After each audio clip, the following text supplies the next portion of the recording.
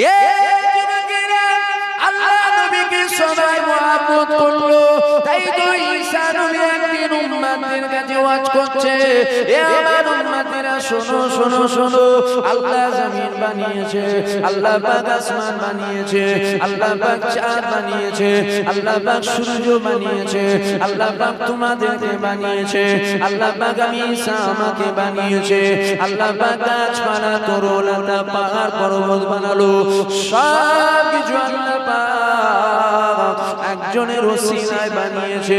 জিনার কথা আল্লাহ পাক তাওরাতের মধ্যে জানিয়েছে, জিনার কথা আল্লাহ ইনজিলের মধ্যে জানিয়েছে। এমনি করে আমার নবী পাকের প্রশংসা করে। এমন সময় জঙ্গলের ভিতর দিয়ে একটা বিষধর সাপ যাচ্ছিল, ওই বিষধর সাপটা থমকে দাঁড়িয়ে গেল। ঈসা নবীর মুখ থেকে কথাটা শুনে, কোন কথাটা শুনে, আল্লাহ পাক সব কিছু বানিয়েছে আমার নবী পাকের জন্য বানিয়েছে। এই কথাটা যখন বিষধর সাপ শুনেছিল, ওই সাপটা থমকে দাঁড়িয়ে গেল।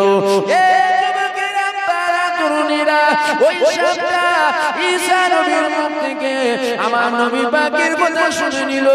শুনে নিবার পর ওই সাপটা আস্তে আস্তে রওনা দিয়ে দিল, একটা উঁচু পাহাড়ের উপরে উঠে পড়ল। অপেক্ষায় রইল কখন ঈসা নবীর সাথে দেখা হবে, ঈসা নবীকে জিজ্ঞাসা করব আল্লাহ পাক কুলো কায়নাত যার জন্য বানিয়েছে, আমি সাপ ওনার দিদার কোন জায়গায় গেলে পাবো। এমনি করে অপেক্ষা করতে লেগে গেল। একদিন ঈসা নবী ওই পাহাড়ের নিচ দিয়ে হেঁটে হেঁটে যায়। এমন সময় দেখা গেল ঈসা নবীকে একজন সালাম দিতে লেগে গেল। ঈসা নবী অবাক হয়ে গেল, কেউ তো কোনো জায়গায় নাই, সালামের আওয়াজটা কোথা থেকে আসে। ঈসা নবী হঠাৎ করে ওপর দিকে তাকালো, যে ওপর দিকে তাকিয়েছিল ঈসা নবী দেখতে পেয়ে গেল পাহাড়ের উপরে একটা বিষধর সাপ দাঁড়িয়ে ঈসা নবীকে সালাম দিচ্ছে।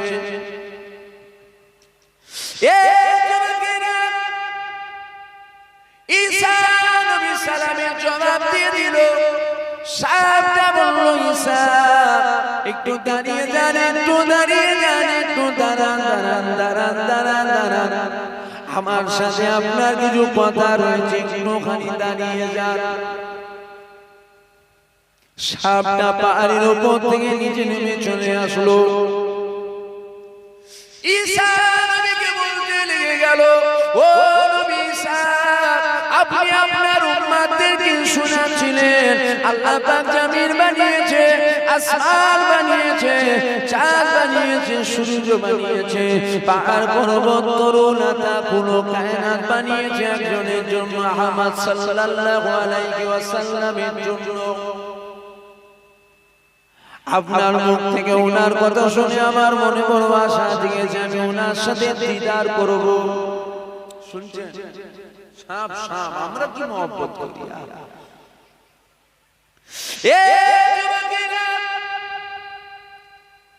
ঈসা নবীকে সাপটা বলতে লেগে গেল, আমি ওনার দিদার করব, আমি ওনাকে কোথায় পাবো, কোথায় পাবো। ওই সময় ঈসা নবী বলেছিল, সাপ তোমার বয়সটা কত, বয়স কত। সাপটা ঈসা নবীকে বলেছিল, ঈসা আমার বয়সটা হলো 600 বছর। কত বছর শুনছেন? খুব কষ্ট করে আলোচনা করছি, আপনারা শুনছেন? ঈসা নবী জিজ্ঞাসা করতে, তোমার বয়স কত? আমার 600 বছর। ঈসা নবী বলেছিল, আমি চলে যাব কম বেশি 600 বছর, আমি চলে যাব কম বেশি 500 বছর পর। আমি জিনার কথা বলেছি, জিনার জন্য আল্লাহ জান্নাত জাহান্নাম জিবরাইল মিকাইল ইসরাফিল আজরাইলকে বানিয়েছে, উনি আসবে কত বছর? কিছু কম বেশি 500 বছর। ঈসা নবী বলতে লেগে গেল, ততদিন কি তুমি বাঁচবে? সাপ ঈসা নবীকে বলেছিল, আমি আল্লাহর কাছে দোয়া চাইবো, আমার আল্লাহ পাক ওনার সাথে আমার দিদার করিয়ে যেন মওত না দেয়। আমি দোয়া চাই আল্লাহ যেন ওনার সাথে আমার দিদার না করিয়ে মওত না দেয়।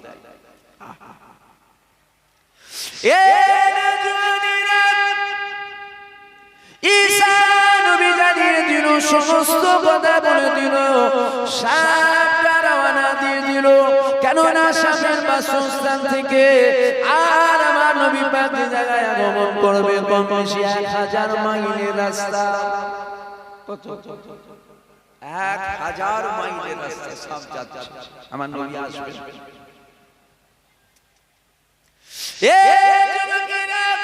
অনেক বড় কথা, সাপটা রওনা দিয়ে দিবার পর এমনি করে যেতে যেতে যেতে যেতে একটা গুহা দেখতে পেয়ে গেল।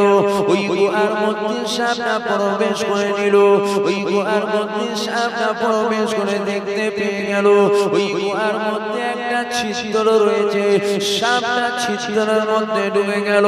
কেননা সাপটা মনে মনে চিন্তা করতে লেগেছে, না জানি আমার নবী পাক যদি এই গুহার মধ্যে এসে এই ছিদ্রের মধ্যে হালাল দিয়ে বসে আমি পার হতে পারবো না, নবীকে দেখতে পাবো না।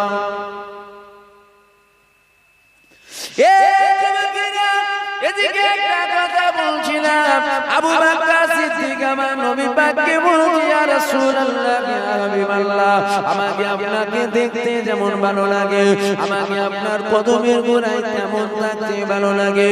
আল্লাহ নবী খুশি হয়ে গেল। আল্লাহ নবী দুআ তুলে দিল। আমার নবী পাক হাত তুলতে দেরি হবে, আমার আল্লাহ পাকের কবুল করতে দেরি হবে না। আমার আল্লাহ পাক কবুল করে নিল। আল্লাহ পাক কেমন করে কবুল করলো দেখো। একদিন চলে গেল, দুদিন চলে গেল, 5 দিন চলে গেল, 15 দিন চলে গেল। বেশ কিছুদিন কেটে যাবার পর আমার নবী পাক একদিন আবু বকরকে ডাক দিল, আবু বকর এদিকে আসো, বাবা এদিকে আসো। আবু বকর আমার নবী পাকের কদমের গোড়ায় আসলো। আল্লাহ নবী আবু বকরকে বলল, আবু বকর তৈরি থেকো বাবা, একটা দিন আসবে বাবা, ওই দিন তুমি আর আমি দুজন মিলে হিজরত করে চলে যাব। শুনছেন শুনছেন? তুই দূরে দূরে দেখছিস, আমি বলবো দূরে দূরে থাকবে।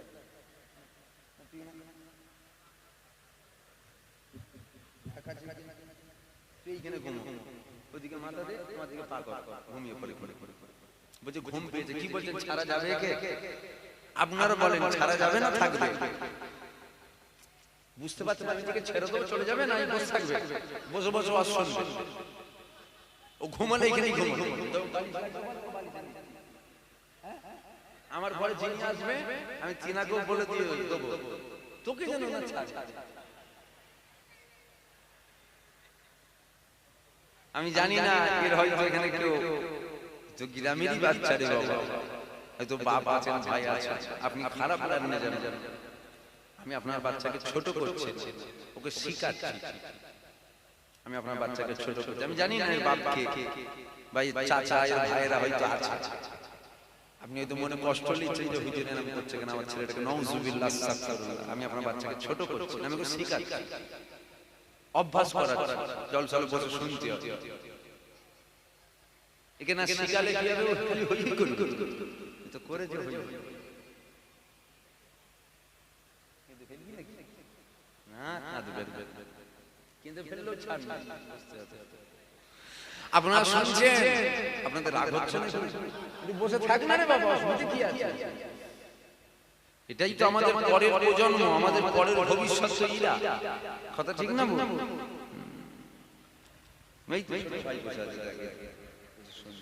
চোখ তোর থেকে বেশি ওর ঘুম পেয়েছে।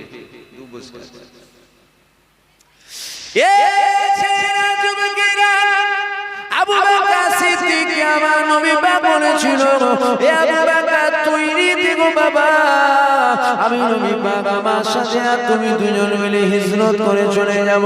আল্লাহ নবী জানিয়ে দিল।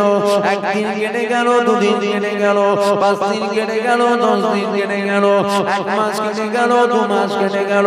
বেশ কিছু দিন যাবার পর এমনি করে কাটতে কাটতে কাটতে কাটতে 6টা মাস কেটে গেল। আল্লাহ নবী একদিন হিজরত করতে লেগে গেল। অনেক আলেম উলামা রয়েছে, এরা ওয়াজ করতে করতে বলে আমার নবী পাক কাফেরদের অত্যাচারে হিজরত করেছিল। বলেন আমার নবী পাক কাফেরদের অত্যাচারে হিজরত করেছিল। মুলি সাহেব ওয়াজ ভুল করে, আমার নবী পাক কাফেরদের অত্যাচারে হিজরত করেন, আমার নবী পাক আল্লাহর হুকুমে হিজরত করেছিল। বুঝতে পারছেন না?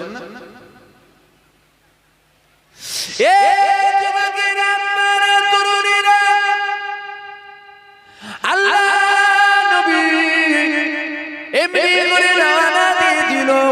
আবু বকরের হুজরাখানার সামনে গিয়ে দাঁড়িয়ে গেল। আবু বকরের হুজরাখানায় একবার আওয়াজ দিল, যে আওয়াজটা দিয়েছিল আবু বকর সিদ্দিক হুজরাখানার দরওয়াজা খুলে দিল। আল্লাহ নবীকে সালাম দিতে লেগে গেল। আল্লাহ নবী সালামের জবাব দিতে লেগে গেল। আমার নবী পাক বলেছিল, আবু বকর তুমি কি করে জানলে বাবা আজকে আমি নবী পাক আসবো? কেননা আমার নবী পাক দেখতে লেগে গেল। আবু বকর কাটলি মাথায় নিয়ে রেডি হয়ে দাঁড়িয়ে রয়েছে। আল্লাহ নবী আবু বকরকে বলল, আবু বকর তুমি কি করে খবর পেলে বাবা? আল্লাহ নবী আবু বকর বলেছিল, ইয়া রাসূলুল্লাহ ইয়া হাবিবাল্লাহ, আমি আবু বকর আজ থেকে 6টা মাস আগে আপনি নবী পাক আমাকে বলেছিলেন আবু বকর তৈরি থাকবে বাবা, ওই দিন আমি নবী পাক আসবো, তুমি আর আমি হিজরত করব। এই 6টা মাস কাটলিটা মাথায় করে নিয়ে সারা রাত আপনার অপেক্ষায় দরওয়াজার পাশে দাঁড়িয়েছিলাম। কারণ আমি আবু বকর যদি ঘুমিয়ে পড়ি, না জানি আপনি নবী পাক কখন আসবেন, ডাকবেন সারা পাবেন না, চলে যাবে কিয়ামতের ময়দানে আল্লাহর সামনে আমি কোন মুখটা দেখাবো? আল্লাহ নবী আবু বকরকে নিয়ে হিজরত করতে লেগে গেল।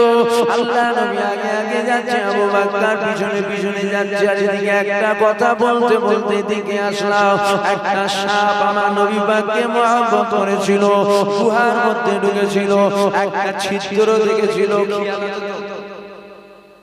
শুনছেন তো? খেয়াল আছে তো? আমার নবী হিজরত করছে।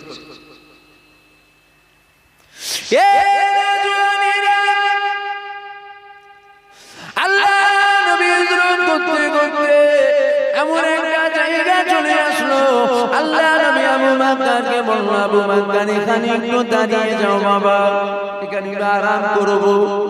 আর সাপটা গুহার মধ্যে ঢুকেছিল, গুহার মধ্যে ঢুকে দেখেছিল একটা ছিদ্র রয়েছে। সাপটা চিন্তা করছে, আমার নবী পাক যদি এসে এই ছিদ্রতে খালান দিয়ে বসে, আমি পার হতে পারবো না, নবীকে দেখতে পাবো না। সাপটা ছিদ্র করতে আরম্ভ করে দিল। এমনি করে ছিদ্র করতে করতে 69টা ছিদ্র করেছিল। 69টা ছিদ্র করার পর একটা ছিদ্র সাথে আর একটা ছিদ্র জয়েন্ট রেখেছিল, এটা যদি বন্ধ হয়ে যায় এটা দিয়ে বেরোবো। শুনছেন? বুঝতে পারছেন? একটা ছিদ্রের সাথে আর একটা জয়েন্ট, একটা যদি বন্ধ হয় একটা দিবে, ওটা যদি বন্ধ হয় আর একটা দিবে। 69টা ছিদ্র।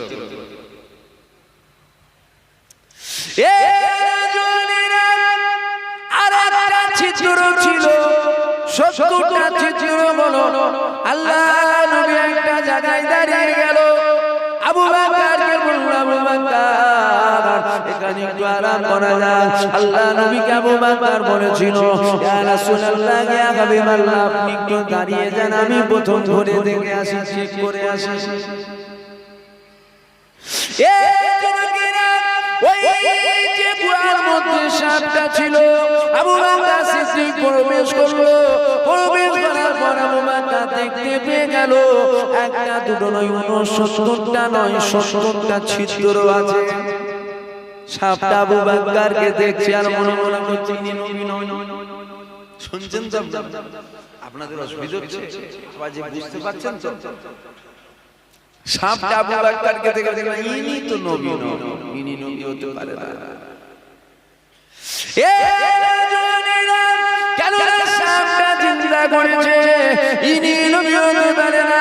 কেন ঈসা নবী জানিয়েছে আখির নবী যিনি হবে তিনার চেহারা থেকে এত নূর এত নূর এত নূর এত আলো বার হবে জিনার আলোতে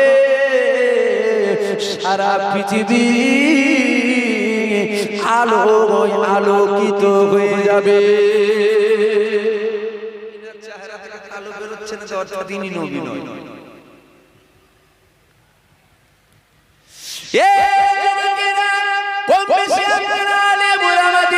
শুনেছেন আবু বকর সিদ্দিক ছিদ্র বন্ধ করতে লেগে গেল। শুনেন না শুনেন না, খালি তো আমরা শুনেছি আবু বকরকে সাপে কামড়েছিল,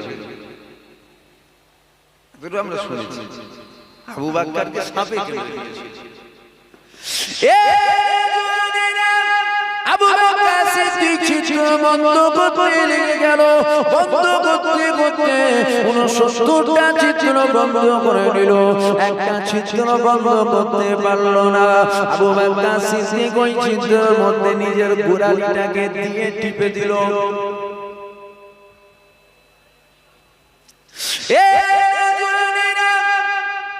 আল্লাহ নবী আসলো, আবু বকরের কোলে মাথা রেখে শুয়ে রয়েছে। আল্লাহ নবী আবু বকরের কোলে মাথা রেখে আরাম করতে লেগে গেল। এমন সময় আবু বকর ছিদ্রের মধ্যে গোড়ালি দিয়ে টিপে রেখেছে। কিতাবের মধ্যে পাওয়া যায় ওই সাপটা বন্ধু আবু বকরকে কামড়ায় না, ওই সাপটা বন্ধু আবু বকরকে একবার ঠেলা দিয়েছিল গোড়ালিতে। আবু বকর পা সরালো না, আবার ঠেলা দিল। আবু বকর পা সরালো না, আবার ঠেলা দিল। আবু বকর পা সরালো না।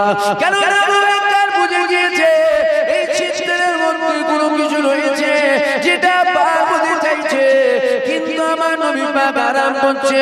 না জানি কোনো বিষধর জীব জন্তুর প্রাণী যদি হয় আমার নবী পাককে আঘাত করে দেবে। আবু বকর পা সরাচ্ছে না। তারপরে কিতাবের মধ্যে পাওয়া যায় সাপটা থাকতে না পেরে আবু বকর সিদ্দিকের পায়ে কামড়ে নিয়েছিল। এই আবু বকরের পায়ে সাপটা কামড়ে নিল। আবু বকর চিন্তা করতে লেগে গেল কোন বিষধর সাপ রয়েছে যে আমাকে কামড়েছে, পা সরানো যাবে না, পা সরানো যাবে না। কারণ আমি আবু বকর আমার জান মাল হুজুর পাকের কদমে কুরবান হয়ে যাক, কিন্তু আমার নবী পাকের কোনো ক্ষতি যেন না হয়। আবু বকরকে কামড়ে দিয়েছে, বিরোধ করছে না। 500 বছর কম বেশি অপেক্ষায় আছে আমার নবীকে দেখবে। এ ছেলেরা যুবকেরা, এ আমার নবী পাকের প্রেমিকেরা, আবু বকরের পায়ে কামড়ে নিয়েছে। আবু বকর গোড়ালি আরো টিপে দিয়েছে। কেন আমার জান যাই যাক, আল্লাহ নবীর যেন কোনো ক্ষতি না হয়ে যায়। এমন সময় আবু বকরের গোটা শরীরে সাপের বিষ ছড়িয়ে গেল। কম বেশি আপনারা জানেন আবু বকর যারা যন্ত্রণা সহ্য করতে পারছে না, চোখের পানিটা ছেড়ে দিল। চোখের পানিটা ছেড়ে দেওয়ার পর একটুবা চোখের পানি আমার নবী পাকের ছায়া মুবারকের উপরে পড়ে গেল। আল্লাহ নবী চোখটা খুলে ফেললো। আল্লাহ নবী চোখ খুলে দেখতে পেয়ে গেল আবু বকর কাঁদতে লেগেছে। আল্লাহ নবী আবু বকরকে বলতে লেগে গেল, আবু বকর তুমি কাঁদো কেন, তুমি কাঁদো কেন? আবু বকর বলছে ইয়া রাসূলুল্লাহ, ইয়া হাবিবাল্লাহ, বিয়াদবি মাফ করে, বিয়াদবি ক্ষমা করে। আমি আবু বকর আপনাকে তুলতে চাই না, আমি আপনার সাথে বিয়াদবি করতে চাই না। এই গর্তের মধ্যে কিছু একটা রয়েছে যেটা আমাকে কামড়ে নিয়েছে হুজুর। এত জানা যন্ত্রণা সহ্য করতে পারছি না, আমার চোখ থেকে পানি বার হয়ে গেছে, আপনার চেহারা মুবারকের উপরে পড়ে গেছে। আমার উদ্দেশ্য আপনাকে উঠানো এমনটা নয়। আল্লাহ নবী বলল আবু বকর পা সরিয়ে না। আবু বকর বলতে লেগে গেল ইয়া রাসূলুল্লাহ, ইয়া হাবিব আল্লাহ যদি পা সরিয়ে নিয়ে আপনার ক্ষতি হয়ে যেতে পারে। আল্লাহ নবী বলেছিল আবু বকর যে আমার কাছে আসতে চায় তাকে আমি নবী পাক আমার কাছে আসতে দাও। আল্লাহ নবী যখন কথা বললো আবু বকর পা সরিয়ে নিল। আল্লাহ নবী দেখতে পেয়ে গেল ওই ফুটোর মধ্যে দিকে একটা বিষধর সাপ বার হয়ে গেছে। সাপটা বার হয়ে আমার নবী পাককে সালাম দিতে লেগে গেল। আমার নবী পাক সালামের জবাব দিয়ে দিল। আল্লাহ নবীকে বলতে লেগে গেল ইয়া রাসূলুল্লাহ ইয়া হাবিবাল্লাহ আপনার অপেক্ষায় 11 বছর ছিল। ইয়া রাসূলুল্লাহ ইয়া হাবিবাল্লাহ আজকে আপনার দিদার পেয়েছি। কারণ আমি সর্বদা আল্লাহর কাছে দোয়া চেয়েছিলাম হুজুর আপনার সাথে দিদার না করি আল্লাহ যেন আমার মওত না দেয়, মওত না দেয়। আজকে আমি ধন্য হয়ে গেলাম। অনেক বড় বড় সাপটা চলে গেল। আল্লাহ নবী আবু বকরকে বলল এ আবু বকর কোথায় সাপ কামড়েছে বাবা, আসো বাবা আমার লালাটা গেলে লাগিয়ে দাও। আমার নবী পাক লালা মোবারক বার করে আবু বকরের যে জায়গায় সাপটা টানিয়েছিল ওই জায়গায় লাগিয়ে দিল। আবু বকরের জ্বালা যন্ত্রণা দূর হয়ে গেল। কেননা আমার নবী পাক লালা মোবারক লাগাবার সাথে সাথে আবু বকরের শরীরে সাপের বিষটা পানি হয়ে গেল।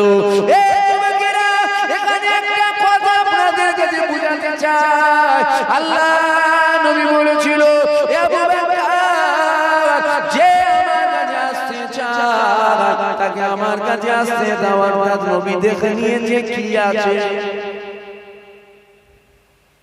দেখেছেন দেখতে পারে না পারে কথা বলছেন না কেন? যদি বলেন কি করে সম্ভব তাহলে কি করে সম্ভব? আবু জেহেলের হাতের ভেতরে পাথর ছিল নবী দেখলো কি করে?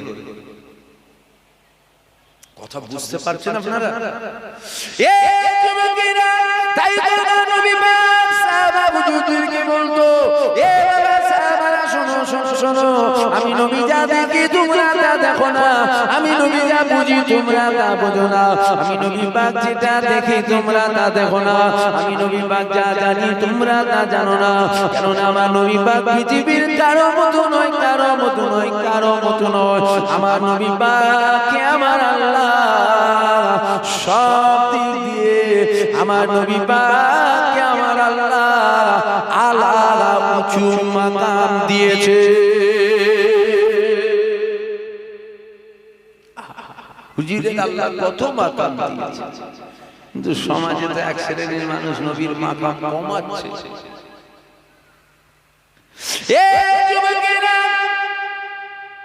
ভালো করে বোঝার চেষ্টা করবেন। যদি কেউ কথায় তিলক লাগিয়ে এসে বলে আমার কাছে কুরআনের কথা শোনো, আমরা কেউ কিন্তু তার কাছে কুরআনের কথা শুনবো না। শুনবেন আপনারা? মানে হিন্দুদের যদি কোনো বড় পণ্ডিত এসে বলে যে আমার কাছ থেকে তোরা কুরআন শোন, শুনবেন? হ্যাঁ কি না বলেন? শুনবেন? শুনবেন কেন? আমি তোমার কাছে কোরআন লব না। এখন যদি কোনো দাড়িওয়ালা টুপিওয়ালা জুব্বাওয়ালা বলে আমার কাছ থেকে কোরআন শোনো, শুনবেন? তাহলে ইসলামের প্রতি মাথায় তিলক লাগিয়েও করতে পারবে না। দাড়িওয়ালা টুপিওয়ালা কোরআনের যদি অপব্যাখ্যা করে ইসলামের ক্ষতি করে দেবে। এই আমার কথা বুঝতে পারছেন? তাই তো সমাজের এক শ্রেণীর মানুষ আমার নবী পাককে আম করে দিতে চাইছে। সমাজে বলে বলে বেড়াচ্ছে আল্লাহ নবীকে দাঁড়িয়ে দাঁড়িয়ে সালাম দেওয়াটা হারাম। আমার নবী পাক হায়াতুন নবী নয়, আল্লাহ নবী আমাদের মতনই মানুষ বলে বেড়াচ্ছে না বেড়ায় না। শয়তান তো পকেটে রে বাবা, কোথায় ভূত ছাড়াবেন? যে ডাল দিয়ে ভূত ছাড়াচ্ছেন ওই ডালই তো ভূত। বুঝতে পারছেন? এরা কি কোরআনের বাইরে কথা বলে? না না, এরা বলে আমরা হাদিস কোরআন যারা মানি না। কোরআনে আল্লাহ পাক জানিয়ে দিয়েছে কুল ইন্নামা আনা বাশারুম মিসলুকুম। নবী পাক তুমি বলো আমি তোমাদের মতন মানুষ। শুনছেন আল্লাহ কোরআনে বলেছে কুল ইন্নামা আনা বাশারুম মিসলুকুম হাবিব আপনি বলেছেন আমি তোমাদের মতো মানব পার্থক্য শুধু এতটুকু আমার উপরে ওহী আসে তোমাদের উপরে ওহী আসে না তবে আমার নবী পাকের সাথে আমাদের পার্থক্য শুধু এতটুকু নয় নবী পাকের উপরে ওহী আসে আমাদের উপরে ওহী আসে না এতটুকু পার্থক্য নয় কুরআনের অপব্যাখ্যা করা হচ্ছে আমার নবী পাকের সাথে আমাদের কোনো দিক দিয়ে তুলনা চলবে না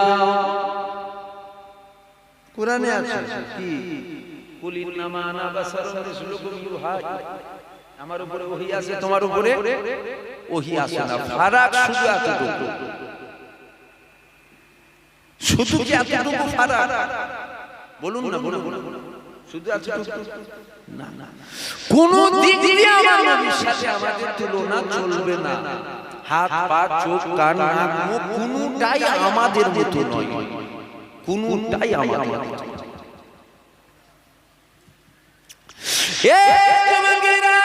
সামান্য একটা কথা আপনাদের কাছে বলে যাই শুনে বিস্তারিত বলতে অনেক সময় লাগবে একদম সংক্ষেপে যেটা বললে বুঝে যাবেন ওটা শুনে না আমাদের চোখ আছে নবী পাকের চোখ ছিল আছে না নাই নবী পাকের দুটো চোখ ছিল আমাদের ছটা চোখ আছে আমাদের বলুন বলুন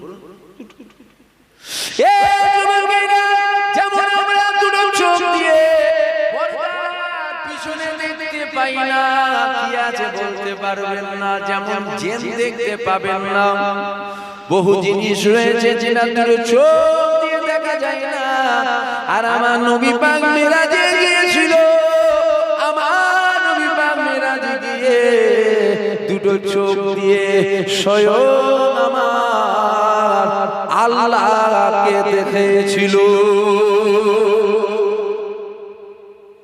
এক হচ্ছে তো এক হয়ে যাচ্ছে আমাদের মতো আল্লাহ দেখতে পান তো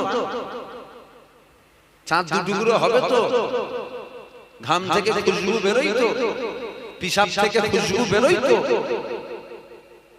কথা বলছেন না কেন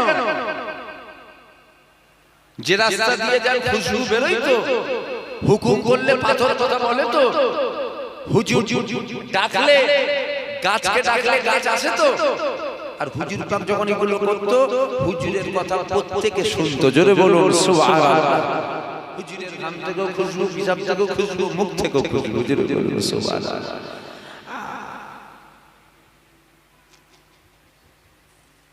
আমার নবীর আল্লাহ কত মাকাম দিয়েছে আল্লাহ নবী যা দেখে সাহাবারা তা দেখে না কেন না সাহাবারা যদি তা দেখতো সাহাবারা বলতো নবী যা দেখে আমরাও তাই দেখি নবী আল্লাহ দেখে আমরাও দেখি বুঝছেন বুঝতে পারছেন আপনারা নবী যা দেখে সাহাবারা তা দেখে না দেখে কেন যদি দেখতো সাহাবারা বলতো নবী যা দেখে আমরাও তাই দেখি নবী যা বোঝে আমরাও তাই বুঝি একই কথাই গুনাহ মাফ হবার জায়গা এই জায়গাটা গুনাহ মাফ হবার জায়গা এরকম মজলিস দুনিয়াতে সারা পৃথিবী জুড়ে এরকম মজলিস হয় এরকম মজলিস এরকম সামিয়ানা হয় এরকম স্টেজ হয় এরকম শ্রোতা বসে বক্তা সাহেবরাও আসে তবে ওই সব জায়গায় বসলে কি হয় জানি না তবে এখানে যতক্ষণ বসে থাকবেন আল্লাহ ও আল্লাহ রাসূল খুশি হবে জোরে বলুন সুবহানাল্লাহ খুশি হবে আর সাথে সাথে আমার আল্লাহ আল্লাহ রাসূল আমাদের উপর খুশি আছে হবেন যেমন তেমন খুশি আছে খুশি আছে না না হ্যাঁ খুশি আছে কেন খুশি আছেন বলেই তো আমরা এরকম জায়গায় বসলাম, খুশি আছেন বলেই তো এই গ্রামে এরকম একটা জলসা কায়েম হলো, খুশি আছে বলেই তো কমিটির ছেলেরা জলসা কায়েম করতে পারলো। খুশি যদি না থাকতো হতো করোনা ভাইরাস হতো। তাহলে আল্লাহ রাজি আছে। বিশেষ করে জিনারা এসে বসেছেন আপনাদের উদ্দেশ্য বলছি, আমার আল্লাহ আমাদের উপরে রাজি আছে। হ্যাঁ, আমরা গুনাহ করেছি, অন্যায় করেছি, পাপ করেছি, ভুল করেছি, হ্যাঁ এগুলো আমরা করব, গুনাহ আমরা করব। কেন? আমরা আদম সন্তান, প্রত্যেক আদম সন্তানই তো গুনাহগার। তাহলে আমাদের গুনাহ হবে, এটা একটা স্বাভাবিক বিষয়। আমার কথা বুঝতে পারছেন কি? গুনাহ তো দুজনের নয়, এক নম্বর হলো ফেরেশতাদের কোনো গুনাহ নেই, আর দ্বিতীয় নম্বর হলো নবীদের কোনো গুনাহ নাই।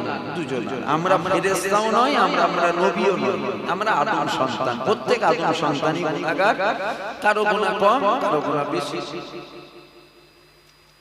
আমরা যদি গুনাহ না করি, আদম সন্তান যদি গুনাহ না করে, তাহলে আমার আল্লাহ মাফ করবে কাকে?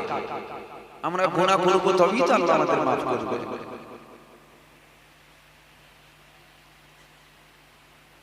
আর এই যে আমরা গুনাহগুলো করি, নামাজ কাজা করি, ইচ্ছা করি রোজা ছাড়ি, হারাম কাজগুলো করি, হারাম কথাবার্তা বলি, হারাম পথে আমরা চলি, কিন্তু এই যে কাজগুলো আমরা গুনাহ করছি, এগুলো আমরা করি না, আমাদেরকে করানো হয়। আমাদেরকে কে করায়? আজাজিল ইবলিস শয়তান করায়। ইবলিস শয়তানি পাওয়ার পেল কোথা থেকে যে আমাদেরকে গুনাহ করাবে? ওকে ক্ষমতা দিয়েছেন আমার আল্লাহ। আমার কথা বুঝতে পারছেন আপনারা? তাহলে আমরা গুনাহ করি না, আমাদেরকে গুনাহ করানো হয়। আমাদেরকে গুনাহ করাই কে? বলুন বলুন। শয়তান গুনাহ করে। যদি বলেন শয়তানের কি পাওয়ার আছে যে আমাদেরকে নামাজ কাজা করাবে? আরে খাবা, শয়তানের পাওয়ারের সম্বন্ধে আপনার ধারণা কি আছে? শয়তান আপনাকে টেনে জাহান্নামে নিয়ে যেতে পারবে। কেন? ওর কোনো ক্ষমতা না, ওকে ক্ষমতা দিয়েছেন আমার আল্লাহ। কেন? ইবলিস বলেছিল আল্লাহ আদমের শিরায় শিরায় খুনে খুনে যাবার ক্ষমতা আমাকে দিতে হবে। আমার আল্লাহ বলছেন যা, তোকে দিলাম। অনেক বড় কথা, ওইসব বিষয়ে আলোচনা করব না, একটু খাস বিষয় আলোচনা করব, তবে একটু বুঝিয়ে দিচ্ছি। প্রথম ইবলিস বলল আল্লাহ আমাকে ক্ষমতা দাও। আল্লাহ বলছে দিলাম যা। ইবলিস যখন বলছে আল্লাহ এই যে আমাকে ক্ষমতা দিলেন, একজনও তো জান্নাতে যাবে না, আমি তো সবাইকে জাহান্নামে নিয়ে যাব। তাহলে ইবলিসকে আল্লাহ ওই ক্ষমতা দিয়েছে, ইবলিস আমাদেরকে জাহান্নামে নিয়ে যেতে পারবে। তবে এখানে একটা কথা আছে, আমার আল্লাহ বলেছে ইবলিস তুই যাবার সময় এটাও শুনে যা, আমার বান্দাকে 200, 300, 400, 500, 600, 1000 বছর যদি গুনাহ করা, ওদের গুনার পাহাড় মাথায় নিয়ে যদি মাথা হাট হয়ে যায়, মাথা তুলতে পারছে না, চোখের পানিটা যদি ছেড়ে একবার বলে আল্লাহ তুমি তো দয়াময়, তুমি তো খালিক, তুমি তো সৃষ্টিকর্তা, আমি সারা জীবন গুনাহ করেছি, আল্লাহ তুমি আমাকে মাফ করে দাও। আল্লাহ বলছে ওই যে চোখের কোণ থেকে পানি বেরোলো, এক ফোঁটা পানি জমিনে পড়েনি, পড়ার আগে আমার আল্লাহ ও সারা জিন্দেগির গুনাহ মাফ করে দেবে। জোরে বলুন সুবহানাল্লাহ। তিনি তো দয়াময়। আমরা গুনাহ করে ফেলছি বটে, এই যে শয়তানের ধোঁকায় পড়ে পড়েছি। শয়তানকে যদি আল্লাহ ওই পাওয়ার না দিত, তাহলে পৃথিবীর একজন জাহান্নামে যেত না, সব জান্নাতে চলে যেত। বুঝতে পারছেন কি আমার কথা? শয়তানকে আল্লাহ ওই ক্ষমতা দিয়েছে।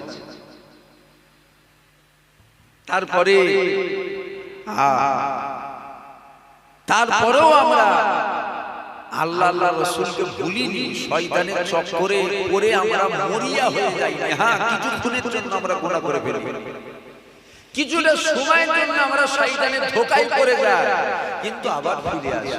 এই তো ফিরে এসেছি বলেই তো বসেছি। এটা কি ভালো লক্ষণ নয়? কথা বলছেন না কেন? এটা কি ভালো লক্ষণ নয়?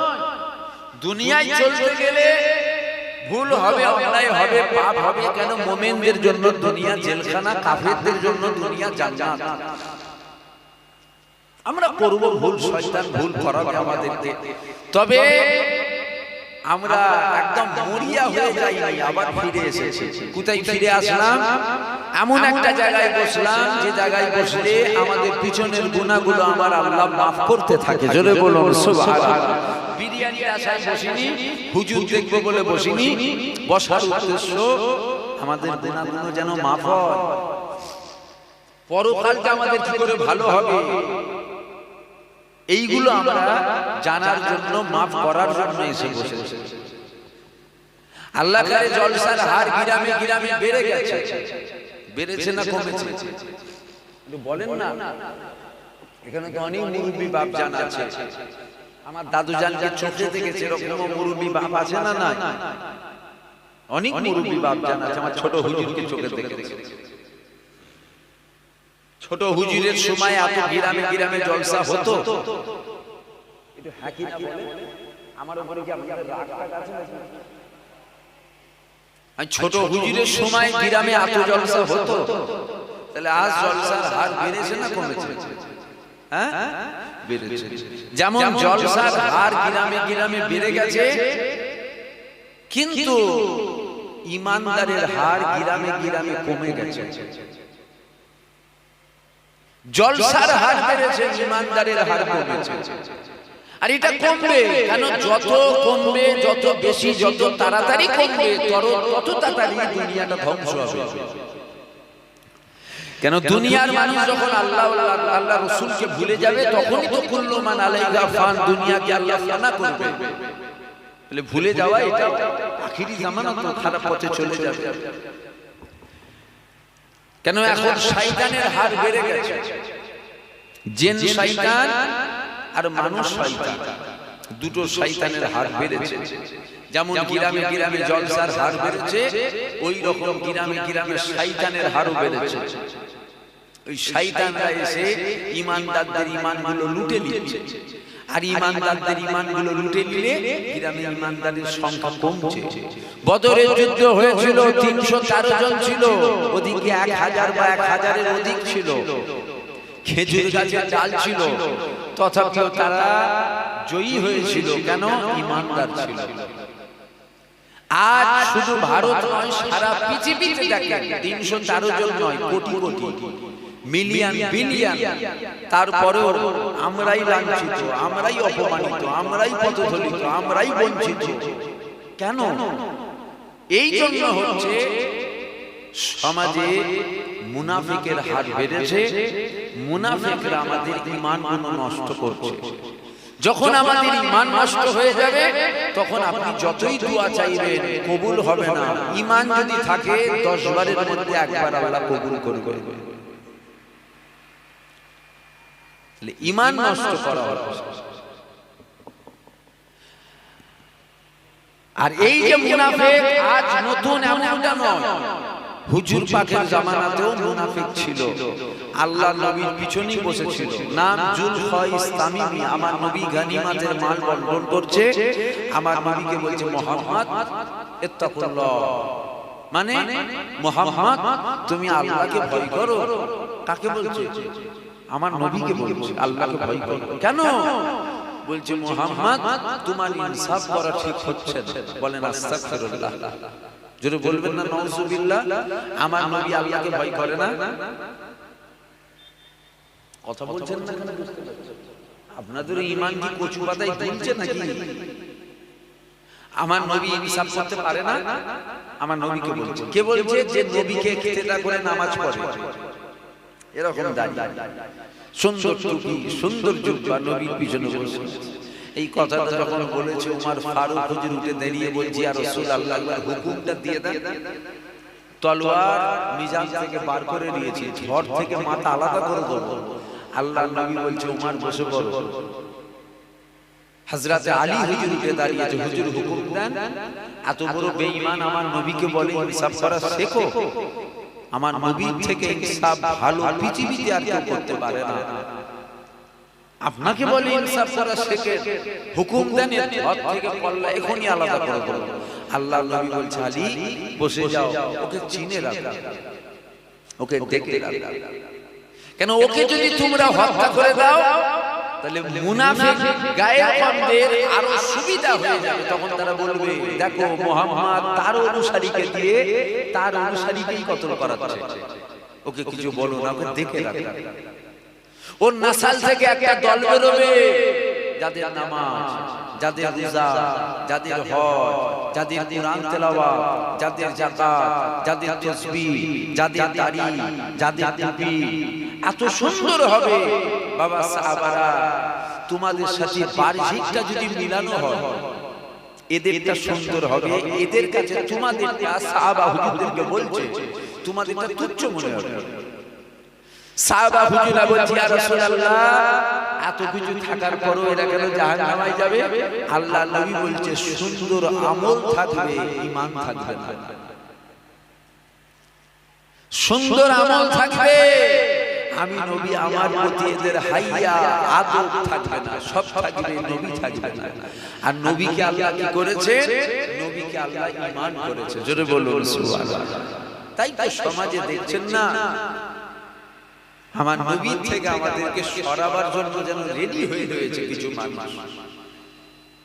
আর শয়তান এখন আমাদের তো পকেটে করে নিয়ে আমরা ঘুরি, শয়তানকে তো পকেটে করে নিয়ে ঘুরি। মানে বুঝতে পারছেন কি আপনারা? পকেটে করে নিয়ে ঘুরি না, এগুলো বড় বড় শয়তান, তো এগুলো বড় শয়তান। মোবাইল খুলবেন আজকাল ভাজকাল লেগে চলে এলো একদম মিষ্টি মিষ্টি মধুর মধুর কথা, আর আমরাও দাড়ি টুপি জুব্বা থেকে দেওয়ানা হয়ে যাচ্ছি। আর ও এসে আমাদের ঈমানগুলো লুটে নিচ্ছে, আমরা বুঝতেই পারছি না। আহারে আমার নবী পাকে আল্লাহ কত মাকাম দিয়েছে দেখো।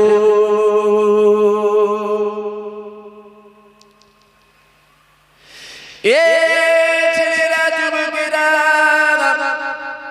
আল্লাহ নবীকে জমিন চিনে নিল, আল্লাহ নবীকে আসমান চিনে নিল, আল্লাহ নবীকে চাঁদ চিনে নিল, আল্লাহ নবীকে সূর্য চিনে নিল, আল্লাহ নবীকে জান্নাত চিনে নিল, আল্লাহ নবীকে জাহান্নাম চিনে নিল, আল্লাহ নবীকে গাছপালা তরুলতা পাহাড় পর্বত আমার নবী পাকে সবাই চিনে নিল। কিন্তু সমাজে দুপায়ে মানুষ শোনাতে পশু আমার নবী পাকে ছিল না। আলোচনা অসুবিধা হচ্ছে নাকি আপনার? ঘটনামূলক অনেক শুনেছে, ওই ঘুরি ঘুরি তো আমরা শেষ হচ্ছি আস্তে আস্তে, নবী থেকে সরে যাচ্ছি। আর খাজা হুজুর কি করে লুটাই পানি ঢুকিয়েছিল ওইটা শুনছি। এ ছেলেরা যুবকেরা পারা তরুণেরা আল্লাহ নবীকে সবাই চিনে নিল, আমার নবী পাককে দুপায়ে মানুষ শোনাতে পশু আমার নবী পাককে চিনল না। যদি বলেন আপনি পশু বললেন কেন? আল্লাহ পাক মানুষকে সৃষ্টি সেরা করে পাঠিয়েছে, আল্লাহ পাক আশরাফুল মাখলুকাত করে পাঠিয়েছে, আপনি পশু বললেন কেন? আমি তো পশু বললাম। আমার আল্লাহ পাক পবিত্র কালামুল্লাহর মধ্যে জানিয়ে দিয়েছে, আল্লাহ পাক এক শ্রেণীর মানুষের কথা পবিত্র কালামুল্লাহর মধ্যে জানিয়ে দিয়েছে, বালগুম আদাল, এরা জানোয়ার নয়, এরা জানোয়ারের থেকেও নিকৃষ্ট। অর্থাৎ আমি তো বললাম পশু, আমার আল্লাহ বলছে এরা পশু নয়, এরা পশু থেকেও নিকৃষ্ট। এই ছেলেরা যুবকেরা কারা কারা কারা যারা আমার নবী পাককে চিনল না, আমার নবী পাককে চিনল না, আমার নবী পাককে চিনল না, তাই তো সমাজে এক শ্রেণীর দাড়িওয়ালা, এক শ্রেণীর টুপিওয়ালা, এক শ্রেণীর জুব্বাওয়ালা আমাদের কাছে এসে আমার নবী পাকের মাকামকে ছোট করে শোনাচ্ছে। আমরা মানুষ শয়তানি চক্রান্তে পড়ে যাচ্ছি। কেনই বা নবীর আলোচনা করব না? নামাজ পড়লে আমল হয়, রোজা রাখলে আমল হয়, হজ করলে আমল হয়, যাকাত দিলে আমল হয়, তবে দিলে যদি মদিনাওয়ালাকে রেখে নামাজ পড়ো তবে আমল হবে। এই আমার কথা আপনারা বুঝতে পারছেন কি? আলোচনায় অসুবিধা হলে বলেন, তাহলে ঘুরিয়ে দিচ্ছি। এমনি জান ভালো নয় বাবা, আসার মতো পরিস্থিতি নেই, কিন্তু না আসলেও তো নয়। এখন তার মুরিদ নেই, এখন আর মুরিদ নেই, এখন সব ভক্ত হয়েছে। মুরিদ যদি বলি বাবা যেতে পারছি না, মাথা খারাপ হয়ে যাবে। কথা বুঝতে পারছেন না? হ্যাঁ, এটাও সত্য। 1 বছর আগে, 1.5 বছর, 2 বছর আগে দাওয়াত করে একটা মনে আশা থাকে, ঠিক না ভুল? আর গ্রামে যখন জলসা হয়, গ্রামের কমিটির যারা, এদের ঈদ হয় না, হয়, কিন্তু কখনো কেউ দাওয়াত ইচ্ছা করে মিস করে না। শরীর অসুস্থ হতেই পারে।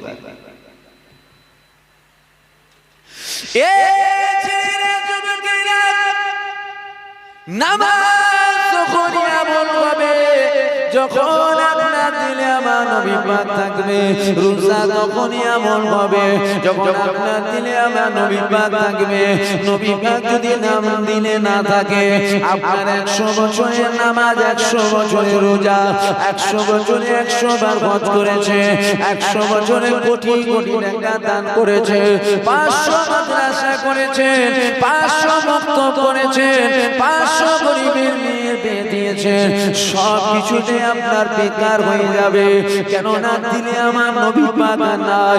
আর দিলে যদি নবী পাক থাকে, আমার আল্লাহকে যদি একবার সিজদা করো, আমার আল্লাহ পাক ওই সিজদাকে ফিরিয়ে দেবে না, ফিরিয়ে দেবে না, ফিরিয়ে দেবে না।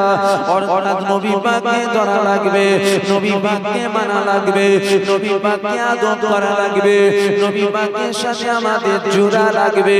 এই ছেলেরা, যুবকেরা, কেনই বা নবীর কথা বললো না? সমাজের এক শ্রেণীর মানুষ নবী পাককে থেকে আমাদেরকে সরাতে চাইছে। তারা বলে আল্লাহকে ধরো, আল্লাহকে ধরো, আল্লাহকে ধরো। আমরা জানি আল্লাহ পাক তিনি হলেন খালিক। আমার নবী পাক হলো মখলুক, আমার আল্লাহ পাক বানানেওয়ালা। নবী পাককে আল্লাহ পাক বানিয়েছে। আমার নবী পাককে কখনো আমরা আল্লাহর সাথে মিলিয়ে দিই না, আল্লাহর সাথে মিলিয়ে দিই না। তবে এতটুকু মনে রাখবে, নবী পাক খোদা নয়, খোদা নয়, তবে নবী পাক কিন্তু খোদা থেকে জুদা নয়, জুদা নয়। এই ছেলেরা, যুবকেরা, আমরা যখন আল্লাহ নামে জিকির করি, আল্লাহ আল্লাহ আল্লাহ আল্লাহ করি, এই নামে জিকির করার জন্য আমরা শুধু আমার আল্লাহ পাককে ডাকলাম। আর আমরা যখন নবী পাকের আলোচনা করি, নবী পাককে জিকির করি, এতে শুধু নবী পাককে ডাকলাম না, এতে নবী পাককেও ডাকা হলো, আল্লাহকেও ডাকা হলো। কেন আল্লাহ পাক পবিত্র কালামুল্লাহর মধ্যে জানিয়ে দিয়েছে, ওয়ারাফানা লাকা যিকরা। আমার নবী পাকের আলোচনা সম্মানকে আল্লাহ পাক উঁচু মাকাম দিয়েছে। আল্লাহ নবী সাহাবারা জিজ্ঞাসা করেছিল, ইয়া রাসূলুল্লাহ, ইয়া হাবিবাল্লাহ, আমার আল্লাহ পাক আপনার আলোচনা সম্মানকে কতটা উঁচু মাকাম দিয়েছে? আল্লাহ নবী বলেছিল, বাবা সাহাবারা, আমি নবী পাক আমার আলোচনাকে আমার আল্লাহ নিজের আলোচনার সাথে তুলনা করেছে। অর্থাৎ আমি নবী পাক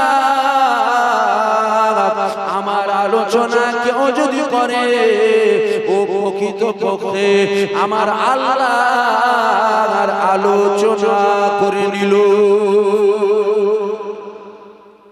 এইসব কথাগুলো শোনানো হয় না সমাজে, এইসব কথাগুলো শোনানো হয়। নবীর কথা আসলে সমাজের এক শ্রেণীর আলেম উলামা মুফতি সাহেব খালি ঘুরিয়ে ঘুরিয়ে চলে যায়, উপর দিয়ে চলে যায়। খুলে খুলে মানুষকে নবীর মাকাম শোনাই না। কেন?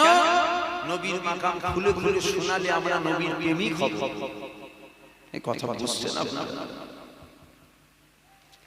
এ ছেলেরা, যুবকেরা, বাচ্চারা, তরুণীরা, আল্লাহ পাক আমার নবী পাকের কত সম্মান দিয়েছে দেখো। আমার নবী পাকের কথা কেনই বলবো না, নবী পাকের কথা কেনই বলবো না, নবী পাকের কথা আমি বলছি না, আমার নবী পাকের কথা স্বয়ং আমার আল্লাহ পাক বলেছেন। নবীর কথা কে বলেছে? নবীর মাকাম কে বাড়িয়েছে? আমি বাড়াতে এসেছি নাকি ফুলপুরা থেকে খেপা কথা? বারবার মালিক তো আল্লাহ বেরিয়েছেন আল্লাহ। আমরা গোলামি করি, আমরা নবীর সাথে জুড়াই। কেন জুড়াই? নবীর সাথে জুড়ে থাকলে ঈমান থাকবে। আর জান্নাত কোনো নামাজি সাহেবের জন্য নয়, জান্নাত ঈমানদারের জন্য। বুঝতে পারছেন আমার কথা? আর ঈমানদার তারা যারা নবীর সাথে জুড়ে থাকে। এ ছেলেরা, বাচ্চারা, তরুণীরা, আল্লাহ পাক আমার নবী পাকের কত সম্মান দিয়েছে দেখো। আমার নবী পাককে আল্লাহ পাক কত তাজিম দিয়েছে দেখো। আমার নবী পাকের আল্লাহ পাক কত মাকাম দিয়েছে দেখো। আল্লাহ নবীকে সবাই মহব্বত করে নিল। এক তারিখের কথা মনে পড়ে গেল, আল্লাহ নবী মসজিদে নববীর মধ্যে বসে আছে, সাহাবা হুজুর আমার নবী পাককে ফিরে নিয়ে বসে আছে। এমন সময় একটা সাহাবা হুজুর উঠে দাঁড়িয়ে গেল, আল্লাহ নবীকে বলতে লেগে গেল, ইয়া রাসূলুল্লাহ, আগামী বাংলা হুজুর, পৃথিবীর জমিনে আমার কিছু ভালো লাগে, ওই ভালো লাগার কথাটা কি আপনাকে শোনাতে পারি? আল্লাহ নবী বলেছিল, বাবা সাহাবা, বলো বাবা তোমার কি ভালো লাগে? ওই সময় সাহাবা হুজুর বলেছিল, ইয়া রাসূলুল্লাহ, ইয়া হাবিবাল্লাহ হুজুর, পৃথিবীর জমিনে আমার সবথেকে বেশি যেটা ভালো লাগে ওটা হলো আমার আল্লাহকে সিজদা করতে ভালো লাগে, নামাজ পড়তে ভালো লাগে। এ যুবকেরা, আরেক সাহাবা উঠে দাঁড়িয়ে যায়। ওই সাহাবা হুজুর উঠে দাঁড়িয়ে বলেছিল, ইয়া রাসূলুল্লাহ, ইয়া হাবিবাল্লাহ, এই দুনিয়া জমিনে আমারও কিছু ভালো লাগে। আল্লাহ নবী বলল, বাবা সাহাবা, বলো বাবা তোমার কি ভালো লাগে? সাহাবা হুজুর বলেছিল, ইয়া রাসূলুল্লাহ, ইয়া হাবিবাল্লাহ হুজুর, আমাকে সব সময় আল্লাহর ঘর কাবা তওয়াফ করতে বড় ভালো লাগে। নবী শুনে খুশি হচ্ছে। সাহাবা হুজুর বলছেন, হুজুর, আমাকে সব সময় মনে হয় আল্লাহর ঘর কাবা তওয়াফ করি। আরেক সাহাবা উঠে দাঁড়িয়েছে, বলছে, হুজুর, আমারও কিছু ভালো লাগে, বলবো? আল্লাহ নবী বলছে, বলো। সাহাবা হুজুর বলছেন, হুজুর, আমাকে সব সময় আমার বাপ মায়ের চেহারা দেখতে ভালো লাগে। জোরে বলবেন না সুবহানাল্লাহ? একটু ঘুরে আরেক সাহাবা হুজুর উঠে দাঁড়িয়ে গেছে।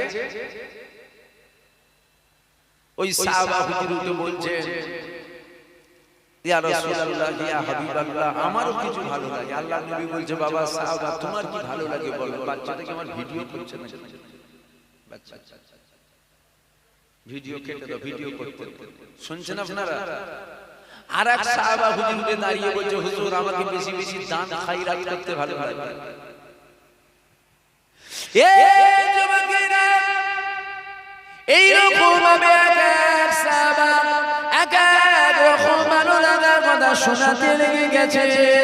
ওই মজলিসের মধ্যে একটা সাহাবা হুজুর বসেছিল, যিনাকে আমরা কম বেশি সবাই চিনি, যিনার নাম হলো আবু বকর সিদ্দিক। আবু বকর সিদ্দিক উঠে দাঁড়িয়ে গেল, আল্লাহ নবীকে বলতে লেগে গেল, ইয়া রাসূলুল্লাহ, ইয়া হাবিবাল্লাহ হুজুর, এই দুনিয়া জমিনে আমারও কিছু ভালো লাগে।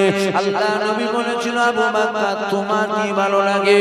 ওই সময় আবু বকর সিদ্দিক আমার নবী পাককে বলেছিল, ইয়া রাসূলুল্লাহ, ইয়া আগামী বান্দা আমাকে সব থেকে বেশি যেটা ভালো লাগে ওটা হলো আপনার রাসূলুল্লাহ আপনার চেহারা মুবারক দেখতে বড় ভালো লাগে